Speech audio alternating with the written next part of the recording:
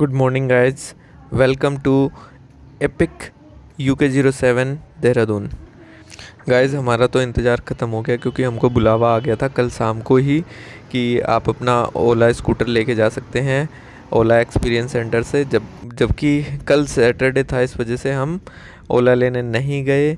लेकिन आज सुबह ही सुबह हमने कान्हा जी को तैयार किया और उसके बस में हम तैयार होकर के निकल गए हैं ओला स्कूटर लेने के लिए अपना। आगे हमें लैंसडाउन चौक पर बस हमारी रुकती है और मिस्टर कृष्णा हमको जो है ना बस में मिलते हैं। लैंसडाउन चौक से आगे निकलते ही कुछ दूरी के बाद हम अपने डेस्टिनेशन ओला एक्सपीरियंस सेंटर पर पहुंच जाते हैं, जहां पर हमारा जो है बहुत अच्छे से अमन जी के द्वारा एक वेलकम मिलता है, क्योंकि हम अपने कान्हा जी को भी साथ में लेके गए थे। और कान्हा जी को हम अमृतपाल जी की टेबल पर ले जाकर सीधे बैठा देते हैं, जहाँ पर हमें बहुत सारी विशेष मिलती हैं। और यहाँ पर हम देखते हैं कि बहुत सारी गाड़ियाँ आज डिलीवर होनी थी, जिसमें से हमारी ओला S1 Pro गेट के सामने ही खड़ी थी, क्योंकि हमने सुबह सुबह लाने का वादा किया था अमृतपाल जी से। और यहाँ देखिएगा, हमने एक नया गेरुआ कलर देखा। गेरू और लाल कलर से याद आया, आज मकर संक्रांति है और मैं भी यही चाहता था कि हमारी ओला S1 Pro मकर संक्रांति के दिन आए। ऐसा लग रहा था जैसे कान्हा जी ने मकर संक्रांति पर हमारा ओला S1 प्री प्लान कर रखा हो। कुछ समय बाद अमृतपाल जी के द्वारा हमसे इसके ऊपर लगाई गई पॉलीथीन हटवा करके पूरा स्कूटर ठीक ठाक तरीके से चेक किया जाता है और पूरी डॉक्यूमेंटेशन करवा ली जाती है, जिसमें कुछ फॉर्मेलिटीज़ होती हैं वो कंप्लीट करके हम स्कूटर को निकालने के लिए सोच ही रहे थे कि 80% होने से पहले हमने पूरा स्कूटर एक बार फिर से चेक किया कि कहीं पर कोई प्रॉब्लम तो नहीं है। तो हमें थोड़ा सा स्पीकर का एक हल्का सा हमें लगा, और इसके बाद हमने पूरा का पूरा स्कूटर चेक किया। और इसके बाद फाइनली अमृतपाल जी हमारा स्कूटर बाहर निकलवा देते हैं और हमें अच्छे से आगाह करते हैं कि किस तरीके से हमें ड्राइव करना है स्कूटर को और किस तरीके से क्या क्या फंक्शंस काम करते हैं इसके। एक बार फिर से हमने अमृतपाल जी से सारी की सारी चीज़ें अच्छे से समझ ली।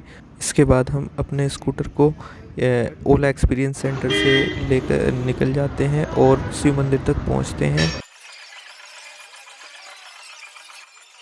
क्योंकि आज मकर संक्रांति है, इसलिए हम इस्कॉन टेम्पल के लिए निकलते हैं और यहाँ पर पंडित जी हमारे ओला S1 Pro की पूजा करते हैं।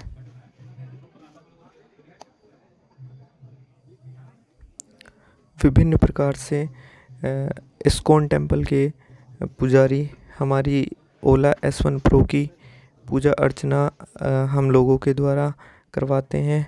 उनकी तौर तरीके इस्कॉन टेम्पल के जिस प्रकार से सबसे विशिष्ट और विभिन्न और सबसे अच्छे होते हैं, ठीक उसी प्रकार से उनके द्वारा भी वह तिलक लगाकर फूलों के द्वारा वह मिठाई को अर्पित करके इष्ट देव को हमारे जो है हमारी ओला S1 Pro की पूजा अर्चना करते हैं।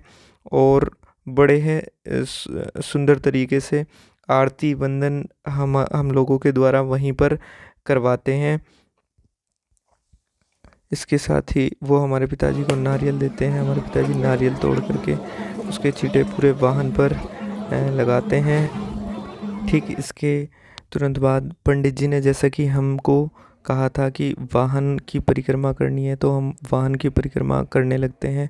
और वाहन की एक पूरी परिक्रमा होने के बाद मैं दक्षिणा पंडित जी को देता हूँ और उसके बाद टायर के नीचे नींबू पंडित जी ने रखवाए थे, जिनके ऊपर मुझे गाड़ी चढ़ाकर आगे निकलना होता है। तो ठीक वैसे ही मैं उस क्रिया को करता हूँ। इसके बाद लगभग 5:30-6 बजे के दौरान में हम घर पर पहुंचते हैं, क्योंकि सर्दियों के समय में जनवरी माह में इस समय लगभग अंधेरा ही हो जाता है। इस प्रकार हमारी दादी को पूरे दिन के इंतज़ार के बाद ओला S1 Pro देखने को मिला और वो रात में देर तक हमारे साथ फिर मस्ती मज़े हम करते रहे।